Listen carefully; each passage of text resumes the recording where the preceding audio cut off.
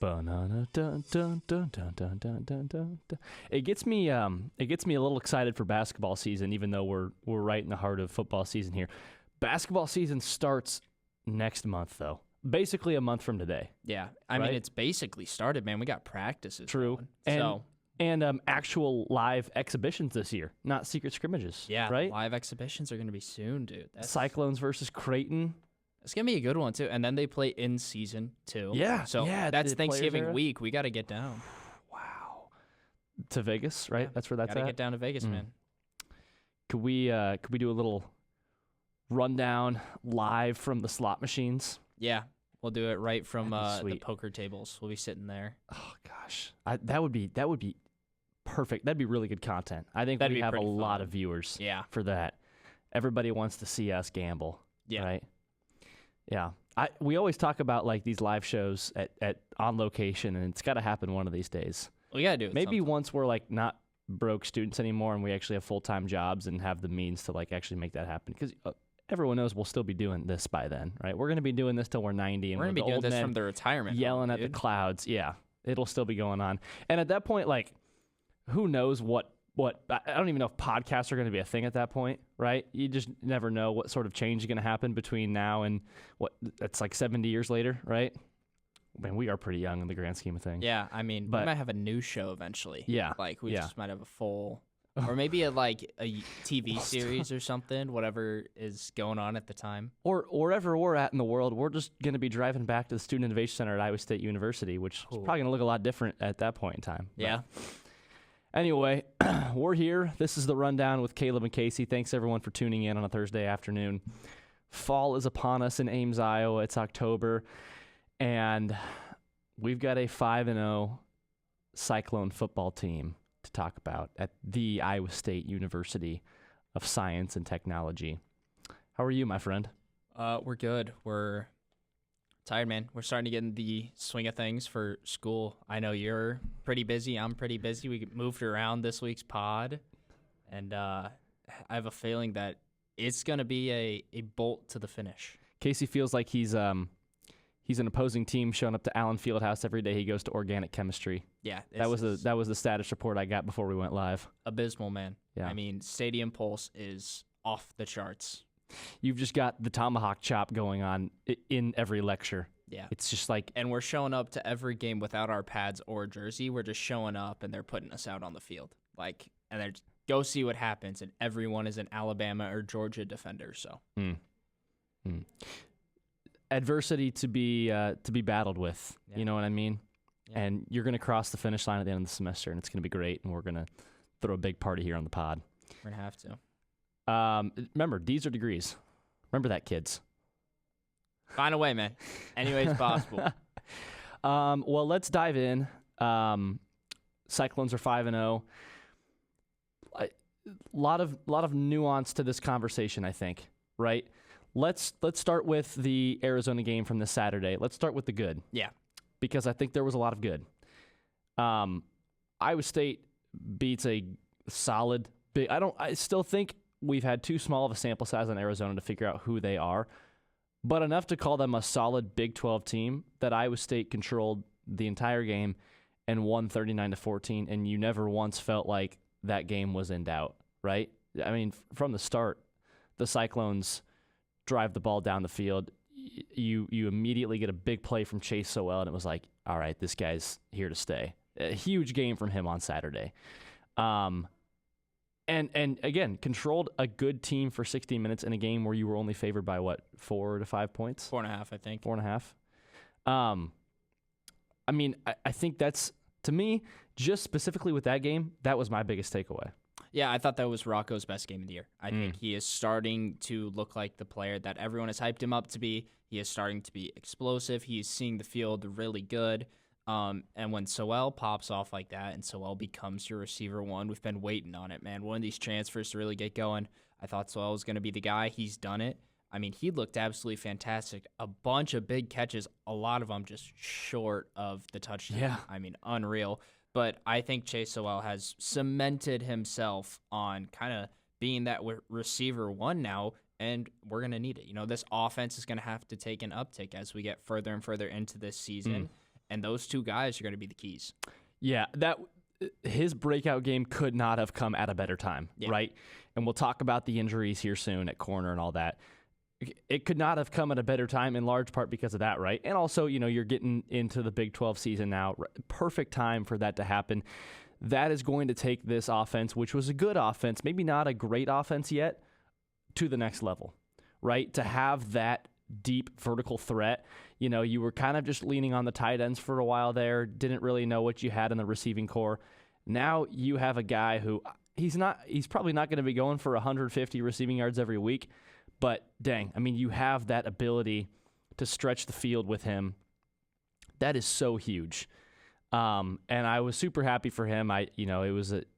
Maybe it wasn't the first few games of the year that he was really anticipating just from his own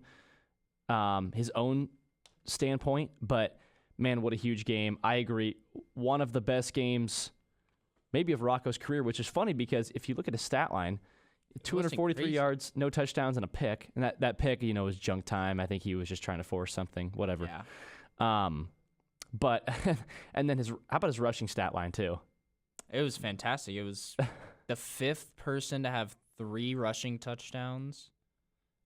And negative yards, and he had the least yards out of all of them with -10. So. Wow. 9 carries and -10 yards, 3 touchdowns. What was a big takeaway for me too, Casey, is all 5 of Iowa State's touchdowns were rushing, right? You had 2 from Hansen, 3 from Rocco.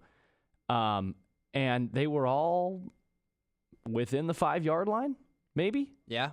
Right? Well, I would say, Hansen didn't have a rush over 9 yards. Yeah. So I think we had one rushing play over 10 yards, and it was from Moberly. So sure. Yeah. That was a big takeaway from me is in the past, Iowa State has not been a very good goal line team. You know what I mean? Mm-hmm. Even like red zone too, I think they've struggled in the past, maybe more than a lot of other teams have. And over the last 2 years, I would say, last year really showed it when they started to go under center more. Taylor Mauser wasn't afraid to, run some of those unique, unorthodox formations, throwing 3 running backs in the backfield, doing that little pseudo tush push. They now are a really good goal line offense. And the offensive line, I don't think the Clones ran the ball great on Saturday. But man, the offensive line, I think, is one of the biggest steps they've taken with Ryan Clanton as the position coach is they're just, anytime you get the ball inside the 2-yard line, it's a touchdown, right? You're scoring the rock. And that's huge. That's huge to have that, especially right now with the kicking situation. That was big on Saturday to see them just score at will when they got the ball to a certain point of the field. Yeah, without a doubt. And Rocco, my biggest note for this week and also my preview for next week is Rocco and the O-line will have the rest of the season on their shoulders, right? We know Hansen's really good. We know Sama's really good. Our receivers and our tight ends have started to find their rhythm. This O-line has to find a way to be consistent, right? Rocco has got to find a way to take that next level. That's the difference in the season. If those two things happen, this team could go undefeated, right? It's going to be really hard. You're going to have a lot of shootouts. You're going to have a lot of pressure on you and a fairly young team, but you can do it. You don't have to play Texas Tech. You've got a lot to look forward to, and they're mostly at home. This team has the capability, and you really need 2 positions to step up. It's O-line and it's QB. If that happens, this team, their trajectory skyrockets. So, yes, 100%, right? Again, why I think it was such a great time for Chase Sowell to break out is because it's now time for this offense to elevate even more, right? And Rocco Becht, he's kind of been like on that fringe Heisman conversation. It kind of started to level off over the last few weeks just because his stats aren't great, right? He doesn't have incredible stats. He's just been really consistent and he's been a winner.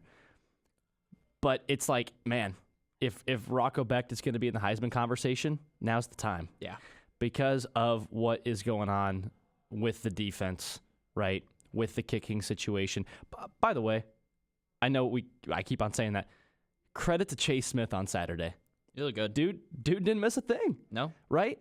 4 for 4 on extra points, 1 for 1 on field goals, and the field goal was right at the end too. Love trotting him out there to get a rep in because Iowa State didn't need it in that game, but they will need that probably this week, I would imagine. So that was huge. But really, specifically with the defense and the injuries going on over there, now's the time for Rocco Becht and this offense to elevate and to become a team that scores the football a lot. Yeah, and you're now getting to a point where you can't settle for field goals, right? With Conradi, it was okay for this offense, to get to certain positions on the field and just go, okay, we can be conservative now. We're gonna get 3 points here, so we don't have to take a shot at this first down. It's 3rd and 8. We can take a 4-yard rush here, set up in the middle of the field. Conradi's gonna kick the field goal. Now you're gonna have to see them change to become more aggressive, right? You've got to get the ball further downfield. You've got to get the ball, look to get in the end zone every single time, right? You don't have that, that ace in your pocket where you can just be like, oh, here's a 54-yard field goal to win the game, by the way. I know you weren't ready for it. You have to get that ball to the 20, inside the 15, right? You've got to start punching out these and scoring touchdowns instead of settling for field goals, especially when the defensive depth is getting very thin. You're going to give up a lot of points, so you're going to have to answer back, or you're going to have to lead the charge for points. Player of the game on Saturday, real quick? I'm going to give it to Sowell. I thought his breakout game was fantastic, and some of the plays he made looked like it wasn't a breakout game. It looked like he'd been doing this for a full season, right? He was just there. He made big plays. He was very confident in himself, had a little bit of swagger, and really fun to watch. I'm going to put an asterisk, though, and put Ben Bramer for the 45-yard pass. Yes. Good point. That was awesome. That was really good. Now the longest pass by a tight end in the history of the Big 12, at least, I think. Yes, I believe I I saw saw that too. And I think it ties Iowa's longest pass of the season. that was the best one. Yeah. Yeah, that's a whole other deal right now. They might have to go with old hammering Hank Brown moving forward. What's your player of the game? I don't want to go with the same guy. It to me, yes, Chase Sowell. I'm gonna give it to my guy Chase Smith. I'm gonna give it to him. Yeah. I'm gonna give him his flowers. I think a lot of people, rightfully so, doubted what that would look like this week. And the guy goes out there, and granted, it was mostly extra points, but he's money. He didn't miss it. He didn't skip a beat. He nailed that, 30-yard field goal, 35-yard field goal. Around there, yeah. Which is huge. So want to shout out that guy. That's a hard spot to be in. I don't know. Everybody else just played so steady in this game. I feel like you had the Sowell breakout game. Other than that, though, it was a pretty steady game across the board, just controlled Arizona from start to finish. Before we talk about Cincy and the corners and the injuries and everything, one other thing I got to mention, environment, electric on Saturday. I mean, just with the white out, it was marketed really, really well. Felt like, the pom-poms and all the seats and everything. Another flyover. Really good. Yeah, it was well done. I think they heard the noise, too, on the Ox. Significant improvement on Saturday versus the Cyhawk game. I think so, too. Right? I think still some work to be done at times, but I felt like there were kind of some key points where we had maybe some more electric music than we saw in the Cyhawk game. So that was a big improvement too. Yeah, it's not perfect, and I think warm-ups can still be, or like early game can be a lot better. I feel like it's very copy-paste every single time. It's not like we have a tradition to lean back on, right? I'm perfectly fine, walking out to Thunderstruck and all that. Perfectly good with that. But then, I guess I like the early, the kickoff songs are always really good, the EDM remixes. But then from, early game, you got to get them going. Yeah. Right? Penn State's got Mo Bamba, stuff like that. Yeah. You've got to get songs that are blaring that'll get the students jumping. I thought we did a better job of that, but it wasn't as consistent. And the other thing is, in these breaks, we can't be playing slow country songs. At the timeout breaks, especially, when you want to keep the momentum, and all of a sudden it's, an ad, and it's playing a Garth Brooks slow song. Old Delta Dental smile cam. Yeah. Which I get it. Money talks in college football in 2025, and it's got to come from somewhere. Yeah. But can't blame them. I know what you mean. Atmosphere is great, though. It's my family's first time up for a football game. Nice. So they've been up for Good volleyball and basketball, and that was a great one to be at. They had a blast. Did you guys tailgate beforehand? We did not. We did stop at Flight, though. Oh, that's right. Really good. That's right. Really good. Down in old Huxley, Iowa, right? Yeah. Nice. Also, because they get a lot of flack sometimes, and also kind of rightfully so. I was proud of the way that most of the people in the Soukup End Zone Club came back out in the second half. That's They're the a little knock late, a lot of the but time. yeah. Yes. More so than usual, I felt like they were out there, and that just helps a ton. Yeah. Right? You got to be out there, especially when a team, you pin them deep like that. A lot of the noise comes from right there, and so you gotta show up. So overall, though, good stuff. Clones are 5-0. Sit atop the Big 12 Conference, ranked 14th. However, obviously, the elephant in the room, Jeremiah Cooper, Jontez Williams, both out for the season, which is incredibly deflating. Yeah, and the most frustrating thing for me is Jontez didn't need to be out there, man. Jontez, 3 minutes left in the game, and Jontez is out there. We've got a commanding lead. It's just a really unfortunate, unlucky injury, but in a situation where Jeremiah Cooper's out, right? Mm-hmm. Keyshawn got hurt early in the second half, so you're already thin. Why is Jontez on the field, man? It brings me back to the Derrick Rose injury, where it was you didn't need him out there. You had the game won. They weren't going to come back, and even if they were going to come back, you can put him in later on when they get it to a 1-2 possession game instead of when it's a 20-point game. Right? It's just not necessary. It's an injury that shouldn't have to happen. And I get you want to keep getting them reps and stuff like that, but you got to think long term at some point. And that one kind of frustrated me watching it happen, and then watching back and realizing when it was in the situation and everything, and kind of how this team has already been injury ridden for 2 years. That one's on the coaches to me. It's one position group to another. Yeah. Yeah. I would agree. And the Cooper thing is interesting. I mean, I still don't remember the play, because that would have been what? It was in the Arkansas State game, I imagine. Or maybe it was in practice. It could have been in practice over the bye week. Yeah. Because I genuinely did not hear anything about that until, and I had been off of Twitter all of last week for the most part. I didn't hear anything until literally on Saturday, right? And he obviously didn't play. He was basically in a boot, not suited up. Yeah. Yep. So I agree. Probably didn't need to be out there on the field. And now you are down your 2 lockdown guys, which is really brutal, right? And that is going to, it's not just a thing where you push it over, right? We saw what happened last year. Iowa State went 11-3 last year with their entire linebacking core hurt, right? Yeah. And so it's yes, this team can still achieve highly this year, and I think they will. And I think that when you've got Rocco Becht on the offensive side of the ball and you've got this offense seemingly starting to break out a little bit, it gives me confidence. But, it might have to be a thing where you really start leaning on, we're just simply going to have to score more than the other team, right? Yeah, we might see true Big Ten ball the rest of the year. And the tough thing is Patton bumps up to CB1. He's been solid, but watching the Cincinnati game from, the part of the stands that I was at, I was sitting up just below the press boxes and all that. I think Cincinnati targeted Jamison on about every pass in the first half. Every completed pass I looked at, and I went, Jamison Patton's right there. So I don't know if that was just, hey, we dropped in zone coverage and he was able to get everywhere really good, or if it was man coverage and it was soft and they were just hitting the checkdowns or whatever. But Patton got lit up early on. And from there on, I don't think Keyshawn's playing this weekend. He's listed as questionable. Right. I'm a fan of these injury reports now. This helps a lot. I love it. Yeah. Hate the injuries, but love that we can see them, And I think Dom Orange will be good. He's listed as probable, so not too worried about him. But at the same time, it's do I want Keyshawn as CB2?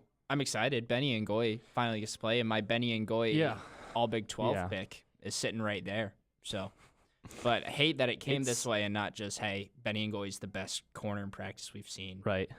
Reminder that both Darian Porter and TJ Tampa started out as receivers at Iowa State. Yep. And those guys are both now collecting NFL paychecks. So there's a good track record. But I don't know how immediate that all works. You know what I mean? It took Darian Porter years, right? Yeah. It took him a while. TJ Tampa, maybe a little bit less time to develop into a really good corner, but it still took time. We're talking about this next week against a good Cincinnati team. We're talking about the rest of the season. So yes, I'm confident. I'm confident in what Trey Bell brings to the table. I think he's been really good. I think Trey's going to be the guy we got to lean on. For sure. He's going to be the guy where you put him on there number one, right? And you know, I thought Patton in the second half looked a lot better. I mean, he had a big time interception. Yeah. But yeah, I mean, you're looking at, you know, Quentin Taylor in the secondary. I know David Coffey was hurt for a lot of the year. They were excited about him, and I think might have gotten injured in fall camp. I think he might be back now. I don't know what the injury report said. I didn't look too closely at his name, but you know, Angelo Jackson's a guy. Coffey's questionable. Okay. So is Cam Smith. Okay. So yeah, I mean, it's you're searching, right? You're soul searching right now with the D-backs, and you know, with the safeties, I think you're just going to have to rely on them a lot more, right? Like you said, I mean, Patton's going to have to really show up. You still have Marcus Neal back there. I mean, that guy is a stalwart in the secondary, right? No matter where he's at, and maybe you even see him shift into more of a hybrid, like a nickel role, right? I don't really know how they will approach that. I think my biggest thing, Casey, is I think it's like, if there was ever a time to really, you know, bring the heat, bring the blitz, yeah, it's now, right? You have to, you know, provide some insurance. You have to provide some help for these corners, these young corners that are inexperienced because they're having to fill in for the hurt guys. Now's the time. And you've got some dudes at linebacker that I think are capable of rushing the quarterback. I think Caleb Bacon can certainly do that more. So we'll see. We'll see what happens. Thankfully, Dom Orange, I think, is going to be okay. And he went down at one point in that Zona game. Because, gosh, if you don't have him, I mean, that's a big difference. But now's the time to bring the blitz, I think. Yeah, without a doubt, man. You're not gonna be able to sit back and cover 1-on-1 or drop into zones and rush 3 and let the quarterback sit and wait for an opening, right? Mm-hmm. Especially with Dom, even if he isn't, you know, he's not gonna be 100%. Even if he is playing, he's not gonna be 100%. Probably not gonna be 90%. So you're gonna have more guys do it. They've got some guys that can rush the passer, right? Our linebacker core can get in there. We have a little bit of depth. Our D-line room's not depleted at all, right? Mm-hmm. We can get in there. We have a lot of guys that have gotten stats this season that we're just going to keep relying on. Linebackers are going to start getting in there. You know, I think this team, you got to change. You know, you got to find a change. You can't stick with the same thing. You have to roll with it. And this is what we talked about last week, right? Are we going to make some changes here? What's going to happen? How are we going to roll out the defense, you know? And, you know, change a little bit, but mostly stay the same. Well, now you've got all these injuries. Are you going to change it? Are you going to stay the same? And I get it's what your program is so good at, and it's all you've done. But at some point, you have to read the room and say, we can't survive off this. So, Cincinnati Saturday, right? Coming off of a big win. A huge win for them. In the new David Booth, Kansas Memorial Stadium. We can talk more about that game for the Big 12 segment, but that was a huge win for them. Yeah. And I mean, my immediate read on Cincinnati is that they have, I mean, I'm just going to put this in pretty dumb terms, right? But my immediate read on them is that they have an offense that can score the football really well, and they have a defense that cannot stop the football very well, right? Especially their passing defense. I think I haven't even looked at their exact numbers. They have one of the worst passing defenses in the country. Cincinnati does. And one of the best passing offenses in the Big 12. Yes. So again, this is going to be a shootout. It should, in theory, be a shootout of a football game, right? You have unstoppable force versus movable object against another unstoppable force versus a movable object. Now, I'm not saying, like, I think Iowa State's defense, I'm not calling them, like, entirely movable because, like, they've been really good this year. It's just with the corners out now, I think they become a much more, quote-unquote, movable defense, right? Yeah. So, yeah, I mean, this is a shootout of a game, right? That's what we're expecting? Yeah, the line is at 56.5. Total Take score. The over, right? I feel like you have to, right? This is not gambling advice, but no. Take the over. Take the over, and Iowa State's plus 1.5. Yeah, that's interesting. And I think the Clones were favored before the Jontez news, right? Correct. They were favored before that. Do you know by how much? I didn't ever see. It was around 1.5. I think they just kind of flipped the line. Sure. Last I had looked. But, I mean, the issue is they've got our other biggest weakness, our Achilles heel. They have a QB that can run, man. Sorsby is pretty identical to Rocco statistically. Rocco's 79 of 127 touchdowns, 2 interceptions on 1,100 yards. Sorsby's 74 of 107, 10 touchdowns, 1 pick on 1,050 yards. But Sorsby is also their leading rusher right now, 227 yards on 35 carries and 4 touchdowns. For reference, Hansen has 73 carries, so double that, and he has 315 yards, which is only, 90 more yards. Sorsby's going to get out of the pocket. He's going to run. He's really dynamic. Yeah. You have to bring the blitz. You can't allow these corners to sit there and man up and drop in coverage for 4 or 5 seconds, and then he's going to get out, and then either a corner's going to bite to stop the run, and we're going to get beat over top, or a corner's going to stay in help and stay on their man, and he's going to run for 20, 30 yards. You're going to have to – this is our biggest Achilles heel with half of our quad missing. We're going into this game. We're beat up. They've got what beats us even worse. You have to adapt. You have to change. We're going to have to see a different level out of this D-line and linebacker core. Another stat I heard today, too, in that game against Kansas, right? Kansas was, obviously, Jayhawks lost. Controlled it, too. Still, yes, scored the ball pretty easily, right? Stat I heard, though, and this has been a trend this season for Cincinnati. First 3 Kansas offensive drives, they got into the red zone every single time. Field goal, fumble. Actually, I think it might have been within 10-yard line, right? All 3 times. The fumble's on 3. Okay, so Cincinnati might not have a good defense at all, but they have one of the better red zone defenses in the country. Iowa State, we know about the kicking situation right now, right? I mean, this is a deal where when you get into the red zone, if you're the Clones, you got to be able to score. And we talked about, too, the factor right now that it has encouraged me is Iowa State's goal line offense has been really, really good, right? They've been able to, when they get inside the 5-yard line, they've been able to score pretty easily.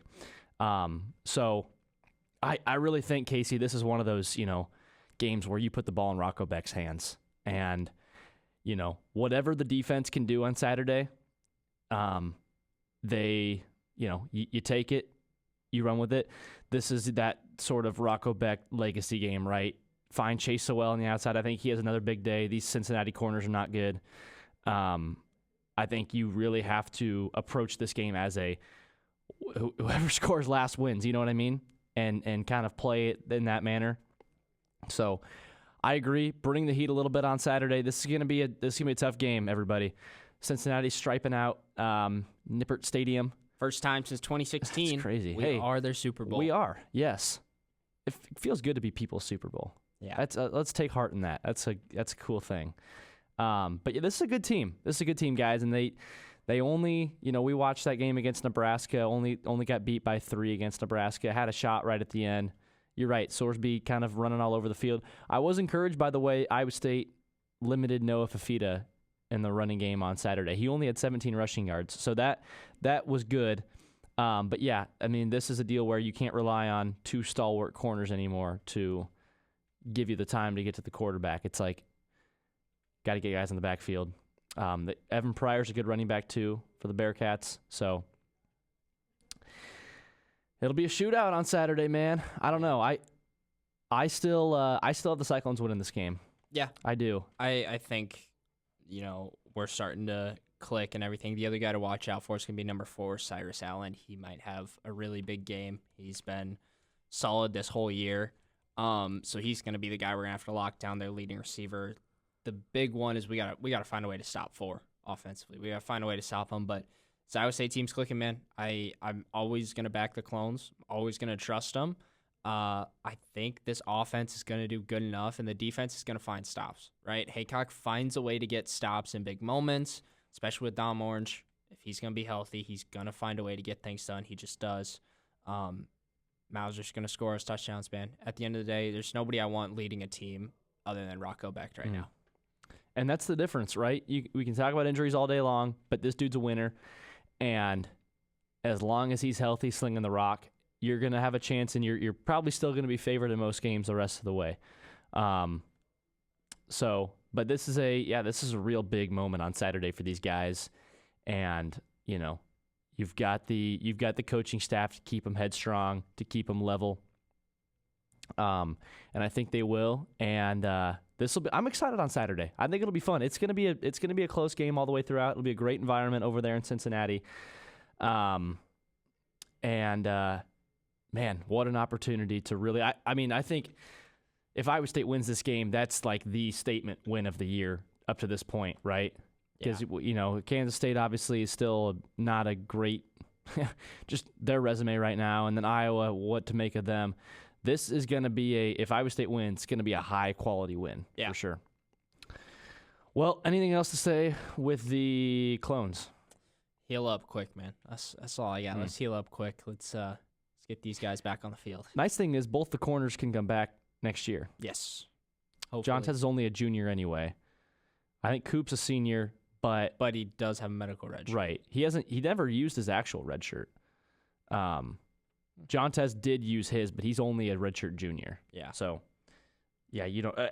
But obviously the other part of that conversation is, did the guys just? I mean, they're both NFL talented dudes. Like, do they test the waters just with the injury scare? I don't know. There's do a they lot transfer up?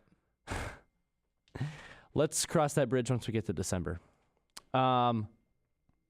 All right. Although, albeit it's a little bit of a despondent conversation, Clones are still 5-0, right? Still riding high. And like you said, you've still got Rocco Becht to quarterback. Elsewhere in the Big 12, Arizona State has really bounced back after that Mississippi State loss earlier in the season. They've looked good. 2 high-quality wins, one against Baylor, one against TCU. I think this team, I still think this team is good. I think this Arizona State team is good. And I also think Mississippi State is good too. Yeah. They just took, Tennessee right down to the wire in Knoxville? Like last drive. Yeah, I think so. Sure. Was that at Did it Tennessee? go to overtime? I'm not sure. I didn't see. But, yeah, I mean, good team. So Arizona State, I think, is one that is still very much, obviously they're in Big 12 championship contention. 2 high-quality wins. Yep. How about the Jayhawks? What are your thoughts right now? Daniels is good. I mean, throwing for 445 yards is always insane, but another mishandling the clock and mishandling the game late situation, and another one you probably should have held on to and won somehow. It's tough. It's an interesting year for them. They've got some veterans. They've got some young guys. It's not like they're fully young or fully veteran. So it's a very interesting spot to be in. I think Emmanuel Henderson is also one of the best receivers in the Big 12 right now, 214 yards. Last week, he has just been electric. It's going to be a tough one. I don't know how to bounce back for them because a lot of it is top-down stuff. It's culture stuff that they still got to figure out under the Leipold era. I'm not worried. They're going to win games. They're going to bounce back. They're going to keep getting recruits as we go further and further on. But that's one you got to have, The Missouri game and that game, you got to take at least one of those. Mm-hmm. Absolutely. Kansas State, interesting. Scott Frost. Down goes Frost. Dang. Bad loss, man. Yeah. Really thought that they were, and they could still be something, but is that Scott Frost's first ever loss? I thought Dylan Edwards transferred out or announced he transferred. Well, early on in the week. He got hurt in that Ireland game. Yeah. Right? He had 166 yards last week.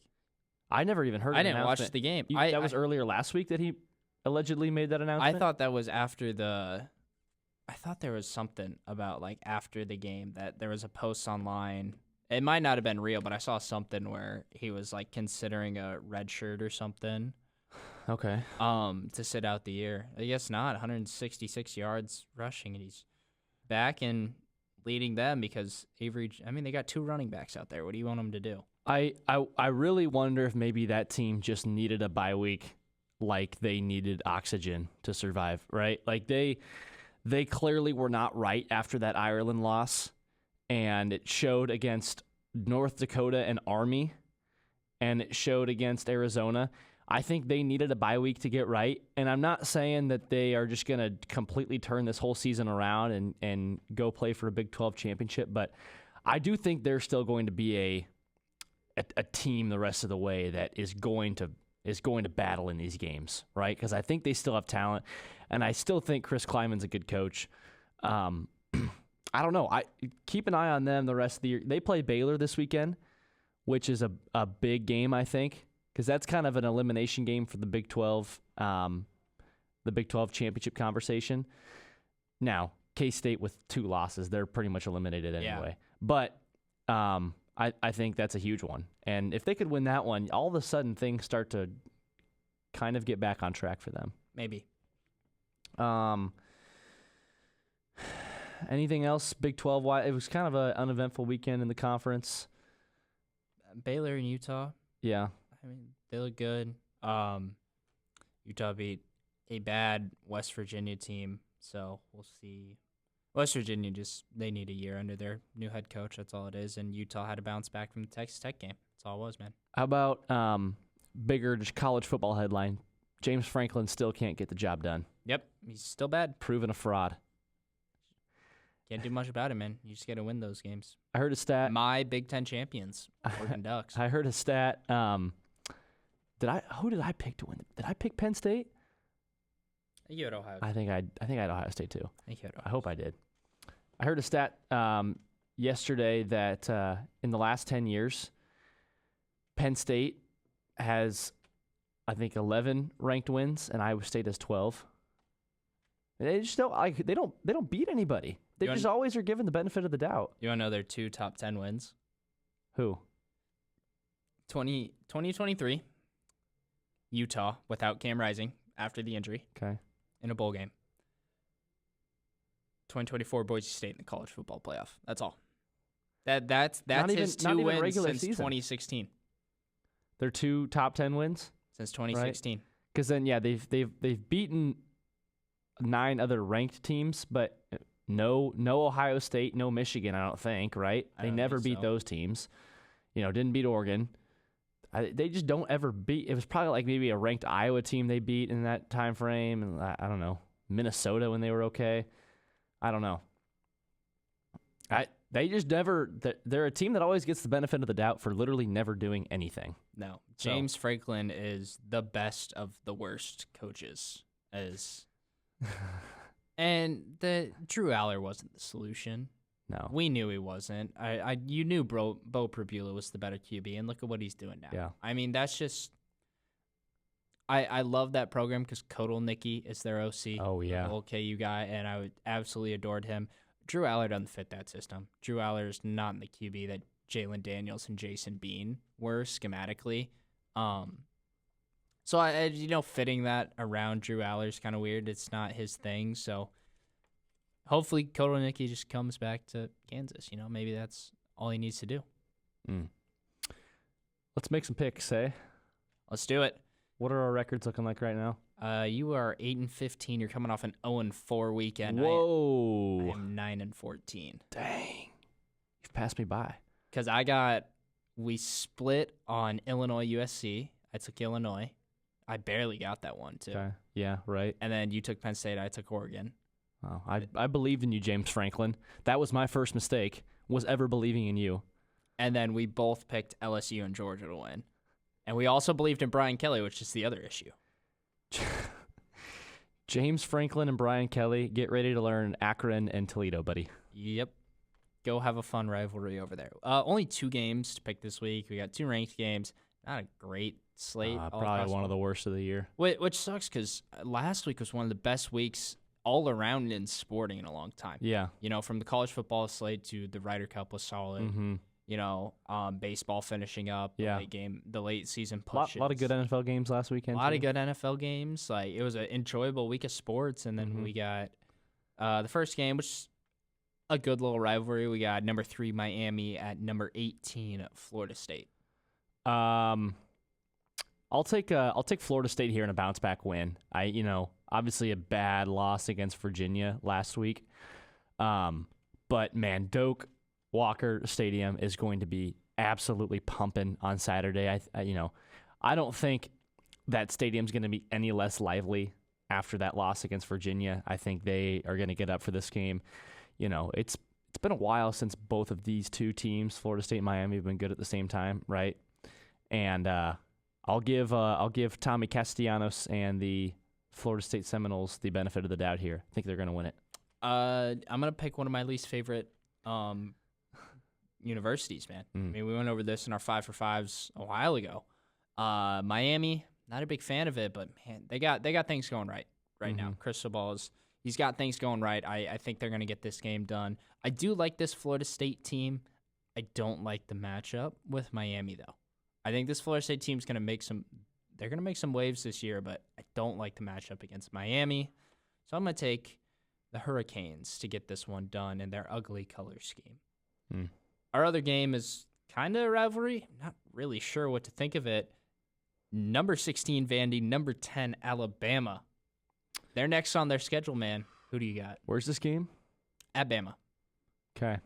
This was a huge Vandy win last year. Everyone remembers that one. That was when it was like, oh man, Kalen DeBoer is getting fraud checked here. I'll take Bama here. I think they found their groove. I mean that win against Georgia this last weekend was a huge win, and I don't know how good Georgia really is, but anytime you go into that place and win against a Georgia team, that's saying something. I think they're back on track. I'll take the Tide against the Commodores. As much as I wish I would just pick Vandy, but I need to pass you by again here after you've now taken the lead. I gotta feel confident about my picks. And probably won't matter anyway. I'm gonna extend my lead with Vandy. Okay. I'm gonna take Vanderbilt. I think Alabama's kind of gonna be riding that wave of we beat Georgia. We got a huge win, the bounce back from Florida State. I think they're gonna kind of coast into this game, and I mean Diego Pavia wants nothing more than to go out there and punch kids in the face. Like that's kind of just the style and what I get from him. Like he has been waiting for this game since the schedule. He waits for every game. Like every single game, I think he just wakes up and like circles it on his calendar and moves on. But this one a little bit more than others. I think Vandy gets it done again. I think we're just going to keep having this like cycle with DeBoer of he's good. What is that loss? Wow, what a win. What in the world is he doing? Fire him. I think this is the start of the cycle with Kalen DeBoer. It's just the Dave Aranda cycle. Yeah. He's literally just copy and paste Dave Aranda. He's big time Dave Aranda. Yeah. He's going to win the games he has no business winning, and then he's just going to get beat by, Vandy, right? Yeah. At home. You forget, though, Case. You forget that it is Caleb-tober right now. This is the first week of Caleb-tober. It is Caleb-tober. And that's where I made my trademark our freshman year with the picks. Caleb-tober was a big one. I don't even know how good it was last year. Maybe I lost the branding. Because I won the picks first year, right? You're undefeated, right? Did I win last year too? You won last year by 5 games. Because first year you beat me by 17. First year was huge. Caleb-tober was huge first year because we factor in both college football and college basketball picks. And right? everything else in between. But those are our main the ones. Other random ones, yeah. Okay, well, it's Caleb-tober, baby. Just the same as it is Rocktober. Careful for K-Sember to finish out the year. Is that December or November? No clue. Whichever one it is. It could, probably both. Whichever one I heat up. That's okay. MLB playoffs, baby. It's postseason baseball. Best time of the year. Neither of our teams are in. Nope. It's pretty bad. It's a bummer. But Royals just great games. Completely sold on this season. Orioles are supposed to be good. I don't know what every other AL East team but the Rays and the Orioles made it. So I'm just watching my division go play baseball. But good games all around. Dodgers sweep the Reds. Padres, Cubs, Tigers, Guardians, Red Sox, Yankees all in winner take alls tonight in the wild card series. Mariners, Blue Jays, Brewers wait patiently to find their opponent, and the Phillies will take on the Dodgers in the divisional series, which are best of 5. Could you imagine being at Yankee Stadium tonight for that Game 3 against the Red Sox? It's gonna be so good. Yeah, we had that one factual 5 over rivalries, right? I know. Did we both have that in our top 5? I feel like we did. Yeah, I mean that, dude. Come on, Game 3 of the wild card at Yankee Stadium between those two franchises.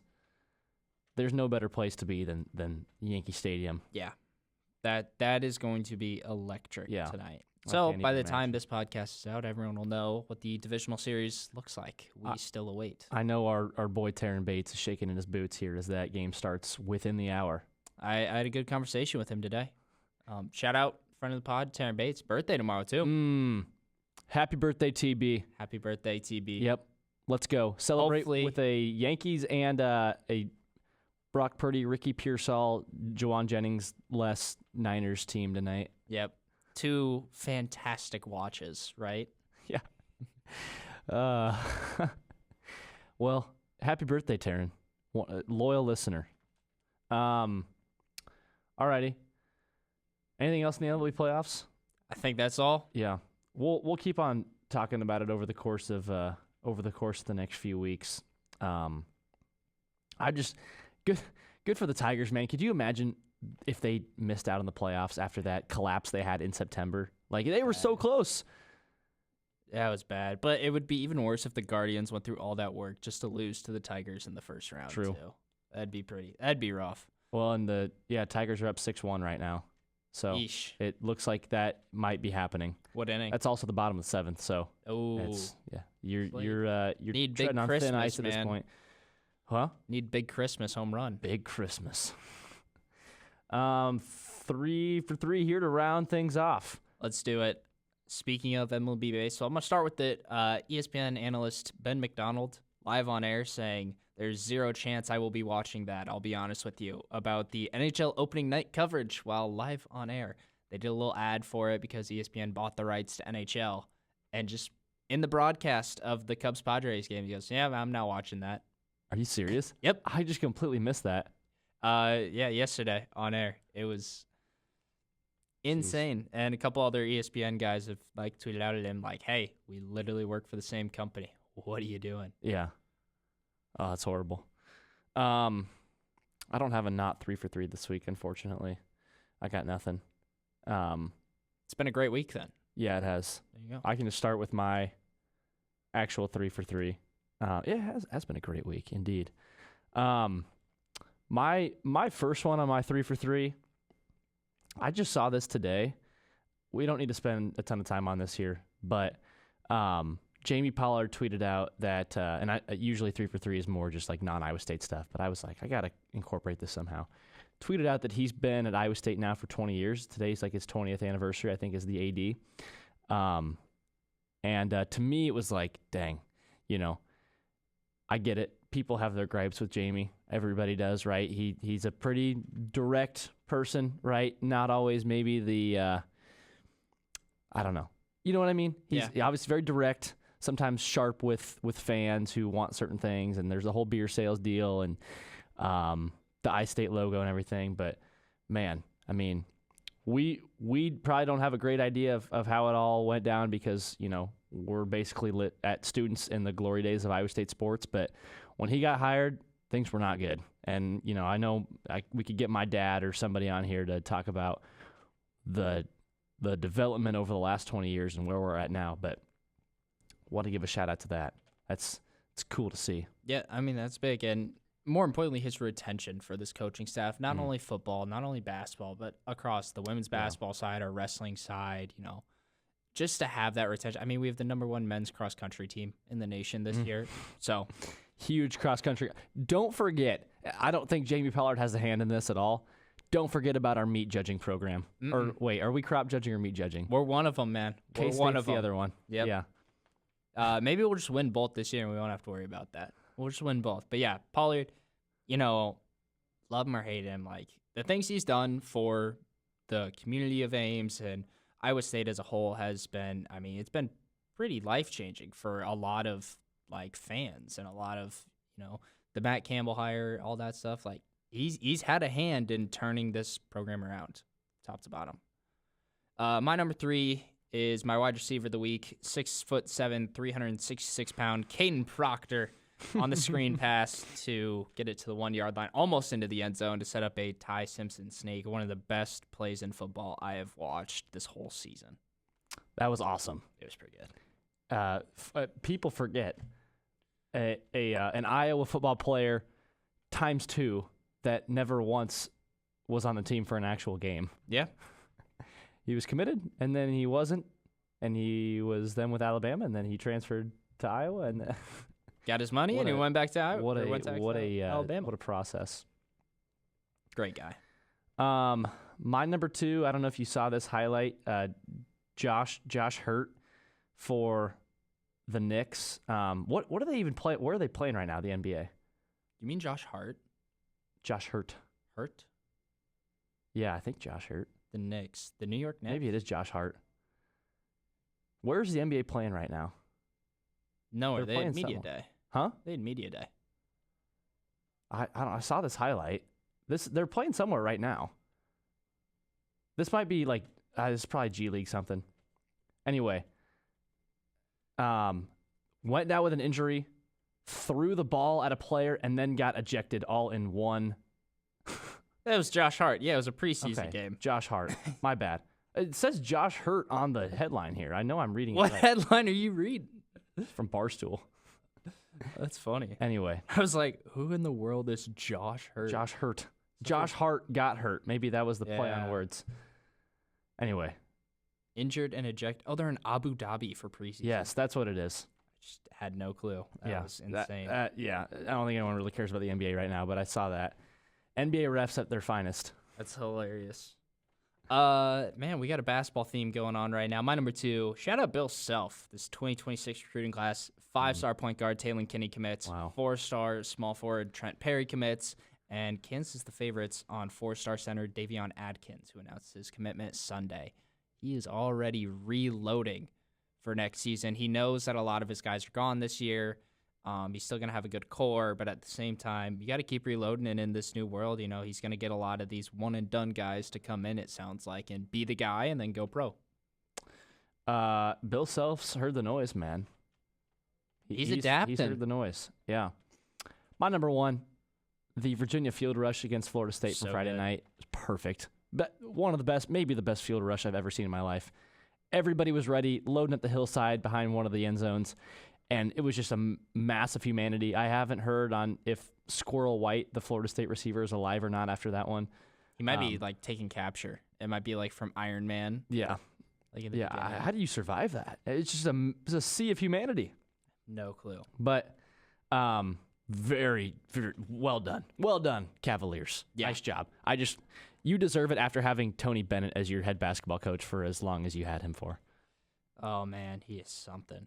My number 1, let's have a little callback to earlier in the podcast. James Franklin still can't win, man. He still can't get the big one. I was told this year was the year. I was told all this stuff that Penn State was finally going to be good. They're finally going to do it.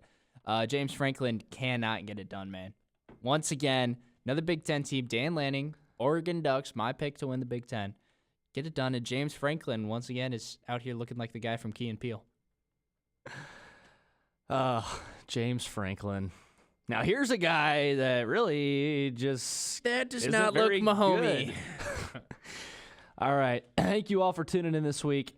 He's Casey Schiessler. I'm Caleb Polking. Hey, you know what? Injuries are going to happen. It's part of football. Let's go out and win another game, baby. Come on. Cincinnati, Ohio on Saturday. Clones, Bearcats. Let's get to 6-0 and clinch some bowl eligibility already. How about that? In the month of Caleb-tober. We'll catch you guys all next week.